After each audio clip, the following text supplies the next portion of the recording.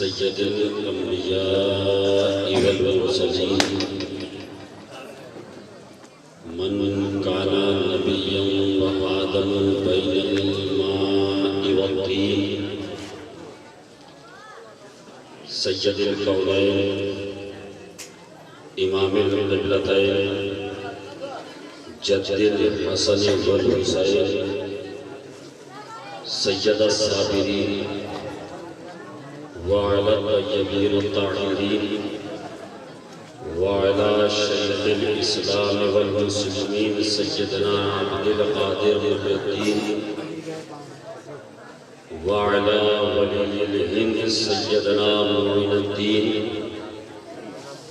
وعلى سيف رباني سيدنا نعيم الدين جيلاني رضي الله تعالى عنهم أجمعين وعلى آله وأصحابه أجمعين أما بعد فأعوذ بالله من الشيطان الرجيم بسم الله الرحمن الرحيم ورفعنا لك ذكرك آمنت بالله صدق الله العظيم وصدق رسوله النبي الأمين المؤمن المتين الكريم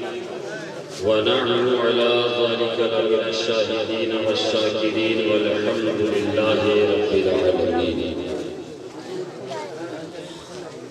غوث اعظم بمنی بے سرو ساما مدد قبلِ دین مدد کعبہ ایمان مدد ازبۂ صدر الافاضل شیخ من و جد من بدر منیر کیجئے امداد ہم سب کی یا غوث اعظم دستگیر کچھ عرض و معروض سے قبل نہایت ادب و احترام کے ساتھ بآواز بلند اپنے آقا و مولا حضور تاجدار مدینہ مشک و عنبر سے زیادہ معطر ہے جن کا پسینہ روحی فدا جناب احمد مجتبی محمد مصطفیٰ صلی اللہ علیہ وسلم کی بارگاہ بے کس پناہ میں بارگاہ گہر بار میں بارگاہ عالی وقار میں درودوں کی ڈالی محبت کی تھالی میں سجا کر پیش کریں پڑھیں بآواز بلند درود پاک اللہم صلی علی سیدنا شفیعنا حبیبنا نبینا مولانا محمد وسلم صلو علیہ صلاۃ و سلام علیک یا رسول اللہ صلی اللہ علیہ وسلم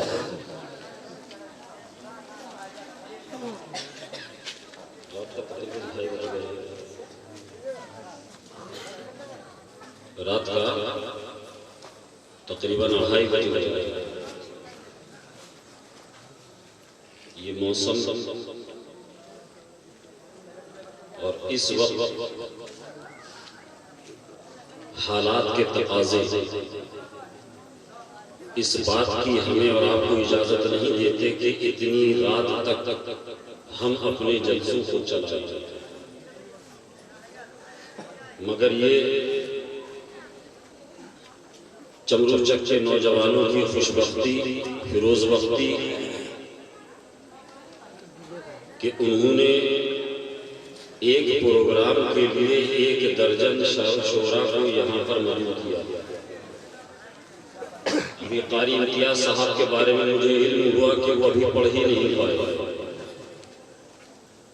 باہر سے آنے والے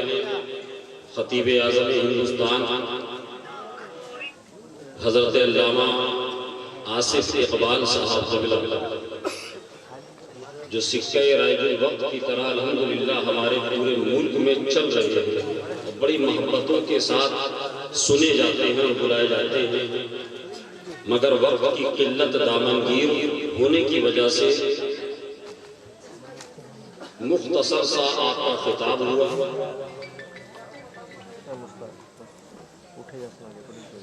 اور اس طریقے سے رات کا تقریباً 2:30 بجے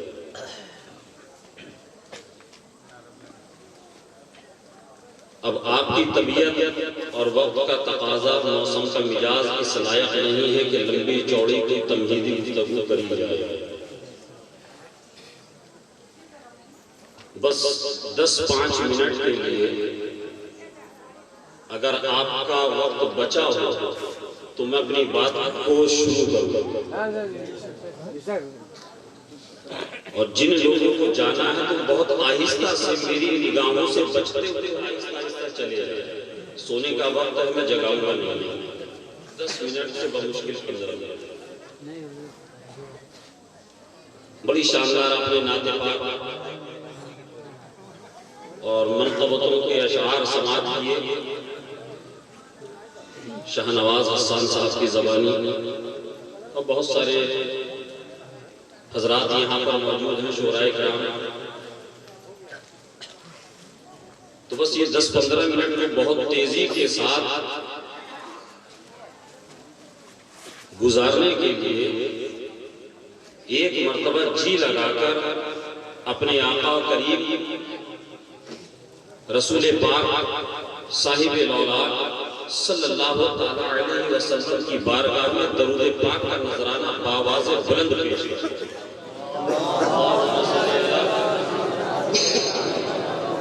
سیدنا شفیعنا حبیبنا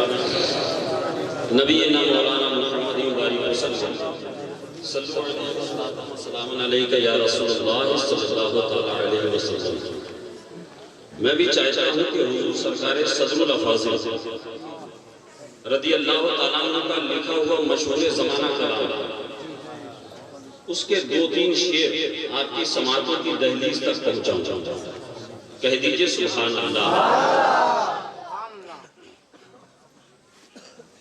حضور صدر الافاضل فرماتے ہیں، شفیع روز محشر شہنشاہ زمان۔ میں جانتا ہوں شاہ نواز حسان صاحب کو سننے کے بعد میری آواز سننا آپ کے لیے کوہ ہمالیہ پہ چڑھنے سے زیادہ سخت ہے، مگر آپ میری آواز میرے لہجے پر نہیں بلکہ حضور صدر الافاضل رحمۃ اللہ علیہ اپنے آقا کی اپنے جد کریم کی تعریف اور نعت پاک کس انداز میں لکھتے ہیں اور کیا فرماتے ہیں، اس کو سماعت فرمائیں۔ شفیع روز محشر شہنشاہ زمان تم ہو، شفیع روز محشر شہنشاہ زمان تم ہو، مقیم عرش اعلیٰ ہو، مقیم عرش اعلیٰ ہو، مکین لامکان تم ہو، مقیم عرش اعلیٰ ہو، مکین لامکان تم ہو۔ رسول پاک صلی اللہ تعالیٰ علیہ وسلم کی ولادت باسعادت کی خوشی میں اس جشن کا، اس محفل پاک کا انعقاد کیا گیا۔ حضور صدر الافاضل عشاقان مصطفیٰ کو کیا پیغام دیتے ہیں اور ان کی کیفیت کو کیا بیان کرتے ہیں، کہہ دیجئے چل کر سبحان اللہ۔ کہ کلیجہ کیوں نہ ٹھنڈا ہو، تمہارا نام لینے سے، کلیجہ کیوں نہ ٹھنڈا ہو، تمہارا نام لینے سے، کلیجہ کیوں نہ ٹھنڈا ہو، تمہارا نام لینے سے،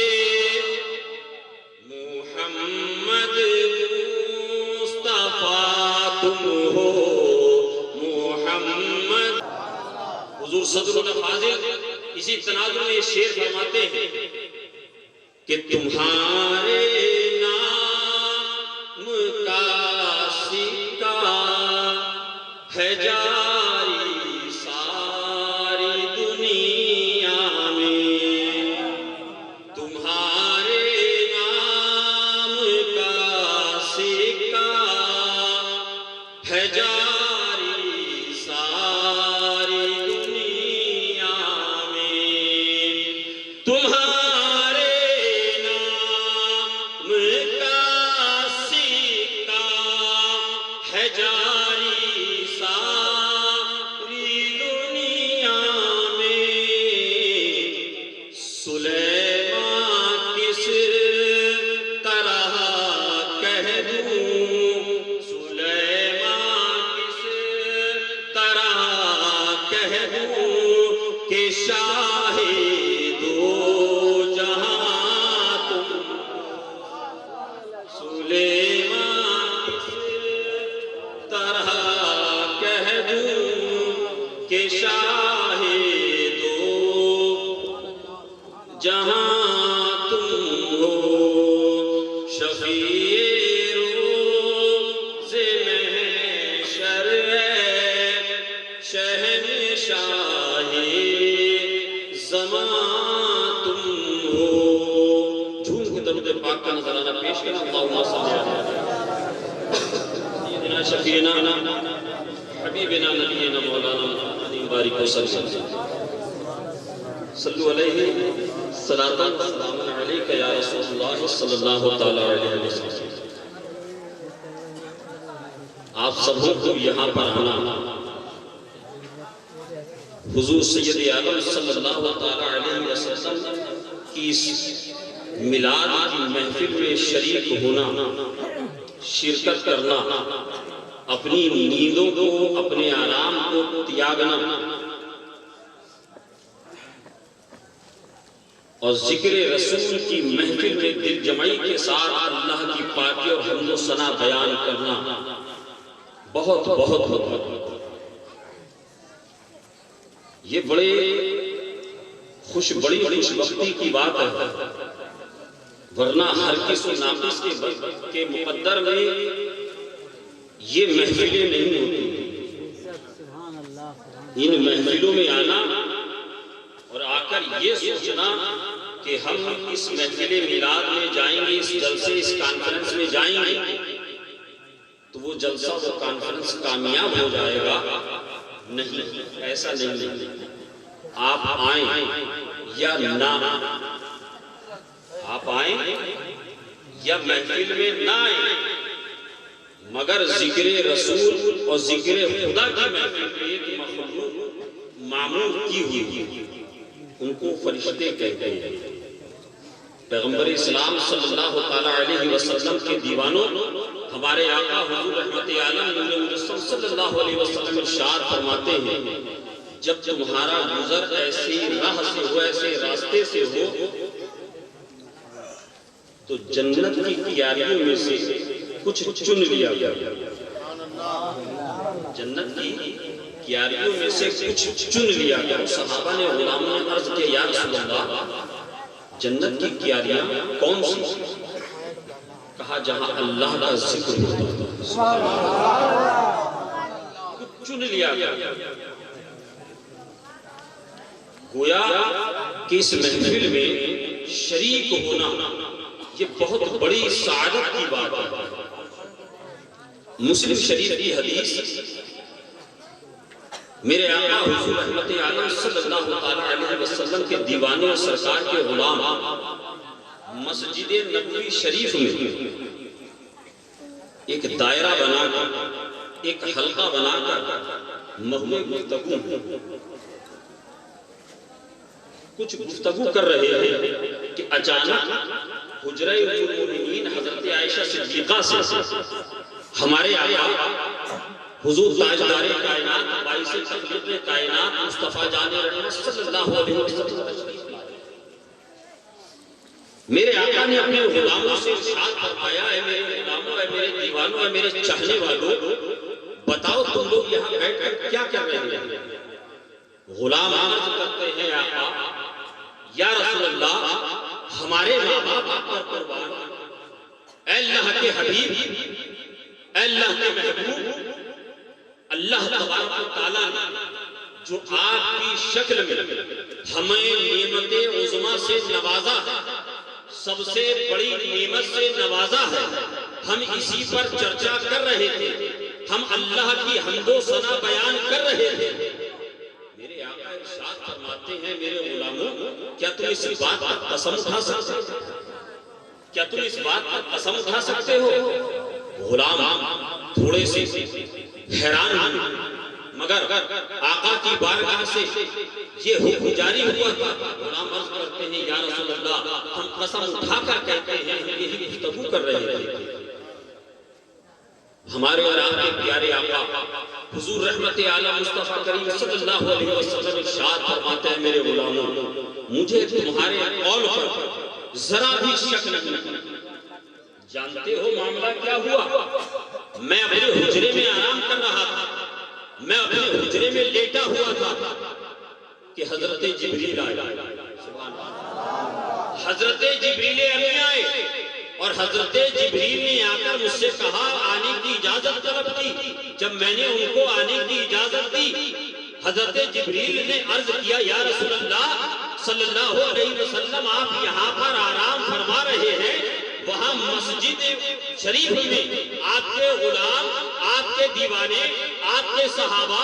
آپ کی شکل میں اللہ تبارک و تعالیٰ کی جو سب سے بڑی نعمت ان کو ملی ہے، عظمت والی نعمت ملی ہے، جو سب سے بڑا رب کا فضل ملا ہے، اس فضل ملنے پر رب کی حمد و ثنا بیان کر رہے ہیں، آپ کی عظمتوں کا چرچا کر رہے ہیں، رب کا شکریہ ادا کر رہے ہیں۔ اے میرے غلاموں تم بیٹھے مسجد میں ہو، تم ذکر مسجد میں کر رہے ہو، تم چرچا مسجد میں کر رہے ہو، مگر تمہارا یہ ذکر کرنا رب کو اتنا قبول ہو گیا کہ تم ذکر زمین میں کرتے ہو، رب تمہارا ذکر آسمانوں میں کر رہا ہے۔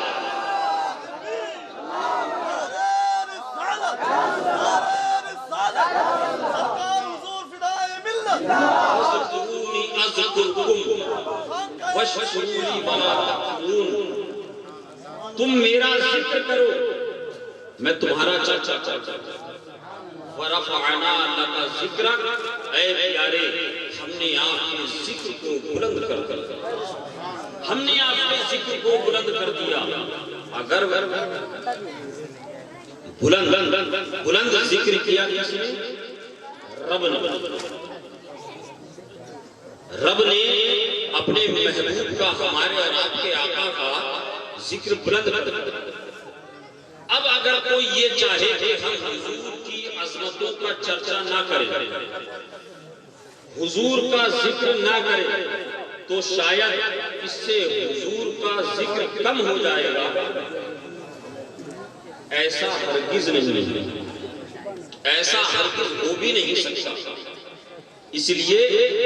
کہ جس کا ذکر جب اپنے حبیب کا ذکر خود رب تبارک و تعالیٰ نے بلند کر دیا تو اب پوری دنیا کی طاقتیں مل کر ایک جگہ جمع ہو جائیں، ایک جگہ اکٹھی ہو جائیں، ایک جگہ ساری قوتوں کو جمع کر دیا جائے۔ اگر وہ چاہیں کہ ہم حضور کا ذکر بلند ہونے سے روک لیں گے تو یہ ان کی غلط فہمی ہے، یہ ان کے دماغ کا فطور ہے۔ اس لیے کہ پیغمبر اعظم صلی اللہ علیہ وسلم کی شان میں توہین کرنا، بولنا، لکھنا یا کارٹون بنا دینے سے میرے آقا کی عظمتوں کو کوئی کمی نہیں آئے گی۔ میرے نبی کا، میرے آقا کا، ہمارے اور آپ کے پیغمبر کا، پیغمبر اسلام صلی اللہ تعالیٰ علیہ وسلم کے ذکر کو بلند کرنے کا وعدہ خود رب کائنات نے کر لیا ہے۔ ارے جب رب کائنات نے ہمارے نبی کے ذکر کو بلند کرنے کا وعدہ کر لیا ہے تو پوری دنیا، چاہے وہ فرانس ہو، چاہے وہ امریکہ ہو، چاہے وہ اسرائیل ہو، چاہے دنیا کی موساد، یہود اور سعود کی طاقتیں ہو، کوئی پوری دنیا کی طاقتیں مل کر بھی میرے آقا کے ذکر کو کم نہیں کر سکتی۔ تبھی 100 سال پہلے بریلی کی دھرتی پر ایک عاشق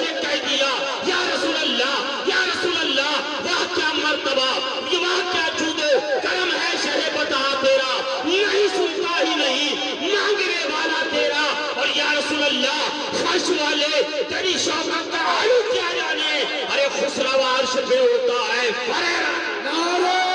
تکبیر، نعرہ رسالت، مسلک اعلیٰ حضرت نبی حضور صدر الفاضل شہزادہ حضور فدائے ملت ذات مصطفیٰ۔ اس لیے مسلمانوں گھبرانے کی ضرورت نہیں ہے، سمجھ گیا؟ اگر آپ سے کوئی کہہ دے کہ میں تمہاری،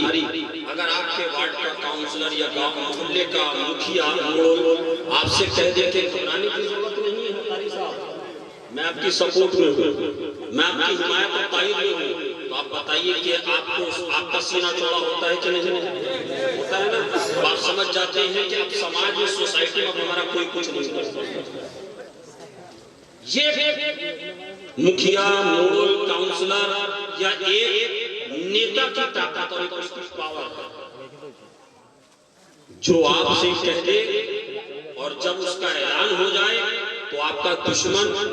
آپ کا مخالف آپ کا مقابلہ کرتے ہوئے سوچے گا کہ میں اس سے مقابلہ کروں گا تو مکھیا میرے پیچھے لگ جائے گا، مول میرے پیچھے پڑ جائے گا، کاؤنسلر میرے پیچھے پڑ جائے گا۔ ہوتا ہے نا ایسا؟ میں دیکھا ہے باہر۔ اب اس کا کوئی کچھ نہیں کر سکتا۔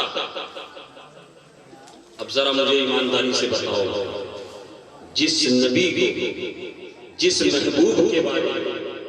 خود رب کائنات نے وعدہ کر دیا، اور ایسا وعدہ ذالک الکتاب لا ریب فیہ، جس کتاب کے بارے میں شک و شبہے کی کوئی گنجائش نہیں، اور یہ کون سی کتاب ہے؟ یہ کون سی کتاب ہے؟ معلوم ہے؟ قد جاءکم من اللہ نور و کتاب مبین، تحقیق تمہارے پاس اللہ کی طرف سے ایک نور اور ایک روشن کتاب ہے۔ یعنی قرآن میں آپ دیکھئے، آج سب سے بڑا دنیا کا مفتی معلوم ہے کون ہے؟ مسٹر گوگل، حضرت گوگل۔ آپ اس پر میرے آقا نے جو 1400 سال پہلے انسانی نشیب و فراز جو ماں کے شکم کے اندر بنتے ہیں، میرے آقا نے جو فرمایا 1400 سال پہلے، آپ ذرا گوگل پر ریسرچ کیجیے تو آپ کو مسلمان سائنسداں نہیں، مسلمان محقق نہیں، مسلمان ریسرچ اسکالر نہیں، بلکہ یہودی ریسرچ اسکالر یہ کہتا ہوا نظر آئے گا کہ آج الٹرا ساؤنڈ اور یو ایس جی اور ایکس رے کے ذریعے سے ڈاکٹر پتہ لگاتے ہیں کہ ایک خاتون، ایک عورت کے شکم میں کتنے دن کا حمل رہا ہے، کتنی مدت ہو گئی، اندر میں کیا کنڈیشن ہے۔ یہ آج میڈیکل سائنس نے اتنی ترقی کری کہ انسان کی سہولت کے لیے یہ مشینوں کو بنایا، مگر 1400 سال پہلے کون سی میڈیکل سائنس؟ میرے آقا نے جو ترتیب بیان فرمائی کہ پہلے کان، پھر آنکھ، پھر دل، یہ جو ترتیب میرے آقا نے بیان فرمائی، آپ جب کسی میڈیکل کے اسٹوڈنٹ سے یا کسی اسکالر سے، کسی محقق اور کسی ماہر ڈاکٹر سے پوچھیں گے کہ انسان کا وجود جو شکم مادر کے اندر بنتا ہے اور پروان چڑھتا ہے، ایک نطفے سے ایک گوشت کا ٹکڑے کی شکل اختیار کرتا ہے اور پھر وہ ایک انسانی شکل و شباہت کو اختیار کرتا ہے، تو وہ بتائے گا کہ پہلے کان، پھر آنکھ اور اس کے بعد آپ جب اس یہودی، جب اس غیر مسلم اسکالر سے، میڈیکل سائنس کے ماہر محقق سے پوچھیں گے کہ اے ریسرچ اسکالر بتا، یہ تجھے کس نے بتایا، یہ تجھے کیسے پتا چلا، تو وہ وہاں پر آپ کو جواب دیتا ہوا نظر آئے گا کہ مجھے کسی میڈیکل سائنس نے نہیں بتایا، مجھے دنیا کے کسی وید نے نہیں بتایا، مجھے کسی طبیب اور حکیم نے نہیں بتایا، اگر مجھے بتایا ہے کہ انسان کے جسم کے اعضاء میں سے، اس کے جسم کے پارٹس میں سے سب سے پہلے کان بنتے ہیں، پھر آنکھ بنتی ہے، پھر دل بنتا ہے، تو کسی اور نے نہیں بلکہ مسلمانوں کے پیغمبر اعظم نے بتایا ہے، مسلمانوں کے نبی نے بتایا ہے۔ تب میری تحقیق آج اس نتیجے پر پہنچی۔ وہ پیغمبر جس کی بارگاہ میں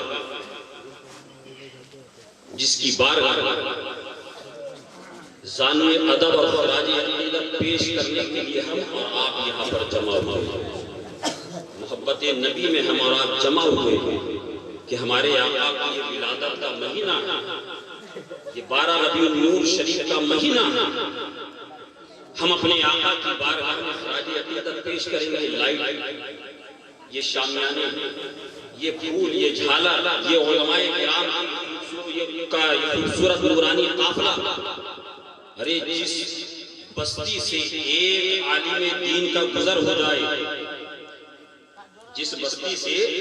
ایک عالم دین کا گزر ہو جائے تو اس بستی کے قبرستان سے 40 دن کے لیے عذاب اٹھا لیا جاتا ہے۔ 40 دن ایک عالم کے گزر جانے سے، آپ نے مہمان نہیں بھی بنایا تو کوئی فرق نہیں پڑتا، 40 دن عذاب اٹھا لیا جائے۔ تو آپ نے تو محبت سے اتنے علماء کو یہاں جمع کیا ہے، یہ سبحان اللہ۔ تو اس لیے علماء کے خلاف کبھی بولتے ہوئے، میٹنگ کرتے ہوئے، ہے نا، بہت سوچئے گا کہ ہمارے اور آپ کے آقا حضور تاجدار کائنات صلی اللہ علیہ وسلم نے ان کے بارے میں فرمایا ہے،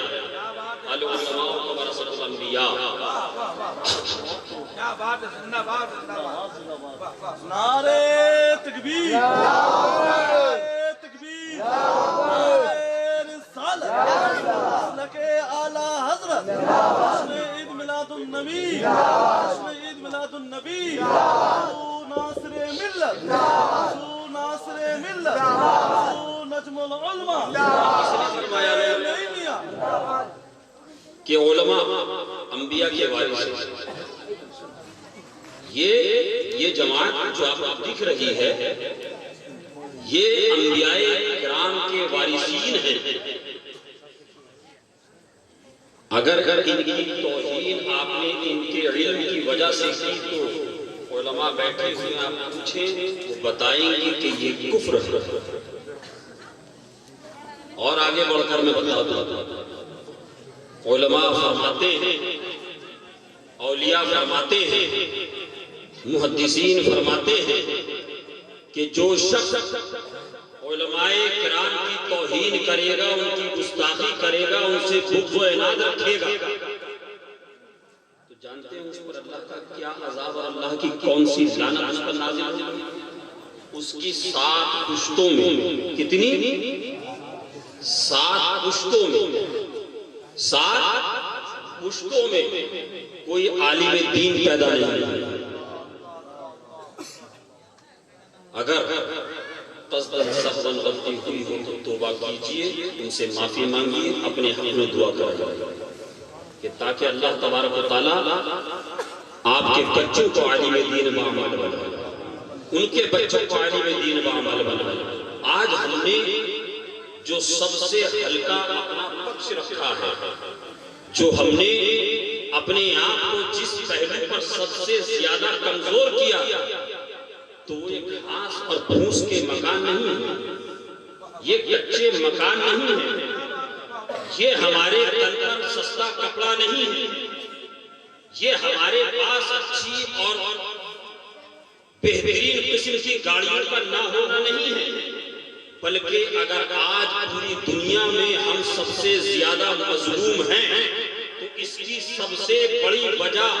سب سے اہم وجہ وہ یہ ہے کہ ہم نے پیغمبر اعظم صلی اللہ علیہ وسلم کی تحریر سے اپنے رشتے کو ہلکا کر لیا، کمزور کر لیا، اور قرآن کی تعلیم کو حاصل کرنا اپنے اوپر لازم نہیں جانا۔ ہم نے اپنے گھر میں قرآن کو پڑھنا، پڑھانا، بچوں کو سیکھنا، سکھانا یہ ختم کر دیا۔ آج یہ ہے کہ پانی کی بوتل تو 25 25 रुपए में दस्तयाब है, 1 लीटर पानी 25 रुपए में बिक रहा है। पानी तो कीमती हो गया, मगर इसी जमीन के ऊपर अगर कोई सबसे सस्ता है तो मुसलमान का खून। क्या है? बोलिए, मैं गलत बोल रहा हूं? मुसलमानों का खून है, जहां मर्जी बहा, जितना मर्जी बहा, फ्रीडम स्पीच के नाम पर जो चाहे बोलो, जो चाहे बोलो, मगर आपने अगर कुछ बोला, अगर आपने कुछ बोला तो सारे मामलात आपके से रख दिए जाएंगे। आज देखिए, फ्रीडम ऑफ स्पीच के नाम पर, जबान की आजादी के नाम पर आज फ्रांस में हमारे नबी करीम सल्लल्लाहु अलैहि वसल्लम के काटने का गुस्ताखाना खाका बनाया गया। क्या कहा गया कि ये फ्रीडम ऑफ स्पीच है, ये इंसान की आजादी राय का मामला है। माज़अल्लाह रब्बिल आलमीन। मगर आज मैं पढ़ रहा था फेसबुक पर, एक BBC न्यूज के हवाले से मैं बताऊं, सुर्खियों में वो मैंने एक न्यूज पढ़ी कि एक शख्स ने मनुस्मृति के बारे में, जो कि हमारे मुल्क की जो अक्सरियत आबादी है गैर मुस्लिमों यानी हिंदुओं की, उनका एक धार्मिक ग्रंथ, उनकी एक किताब जिसको वो कहते हैं मनुस्मृति, उसके बारे में कोई सवाल किया गया तो उस शख्स के ऊपर एक नहीं कई FIR दर्ज कर चंद घंटों के अंदर। एक तरफ जब पैगंबर इस्लाम सल्लल्लाहु अलैहि वसल्लम की शान में गुस्ताखी की जाती है और जब उसका मुसलमान एहतजाज करते हैं, विरोध करते हैं, तो आप कहते हैं कि साहब ये फ्रीडम ऑफ स्पीच, ये इंसानी हुकूक का मामला है, इंसान की आजादी राय का मामला है। मगर जब बात आप पर आती है तो आप उसके खिलाफ FIR दर्ज कर देते हैं, जो कि आपका हम अकीदा है, जो कि आपका हम मजहब है। तो पता ये चला कि बात फ्रीडम ऑफ स्पीच की नहीं है, बात है कि इनको एक पूरी सोसाइटी, पूरी दुनिया के अंदर जो मुनज़्ज़म तरीके से काम कर रहे हैं, उसका मकसद वाहिद मकसद ये है कि मुसलमानों को ज़हनी तौर पर इतना इश्तिआल किया जाए, इतना परेशान किया जाए। ऐसा मत करना मुसलमान, अगर करते हो तो आज से तौबा कर लो। इसलिए हमारा रब तो इतना रहीम और करीम है कि उसने हमें दुनिया में भेजने से पहले हमारे मुक़द्दर का रिस्क दुनिया में रिस्क भेज दिया। रिस्क किसी का मोहताज नहीं है कि कारी साहब के पास जाऊंगा, कारी साहब की खिदमत करूंगा तभी मुझे खाना, फला साहब की दुकान जाऊंगा तभी खाना मिलेगा। अल्लाह ने ज़राए बनाए, हलाल कमाई के जो ज़राए हैं, जो पैगंबर इस्लाम सल्लल्लाहु अलैहि वसल्लम की लाई हुई दी हुई शरीयत के मुताबिक है, हमें उस पर अमल करते हुए उन ज़राए को अपनाना है। और जो शरीयत और सुन्नत मुस्तफा की मुखालिफत करेगा, जो जरिया, जो तरीका, हमें उसको छोड़ देना है, हमें उसको छोड़ देना है। अल्लाह तबारक व तआला हमें और आपको कहने से ज्यादा अमल की तौफीक अता फरमाए, हमें और आपको हुजूर सय्यद आलम सल्लल्लाहु तआला अलैहि वसल्लम की सच्ची मोहब्बत नसीब फरमाए। आमीन। अस्तगफिरुल्लाह रब्बी मिन कुल्ली ज़ंबि व तूबु इलैहि व आखिरु दअवाना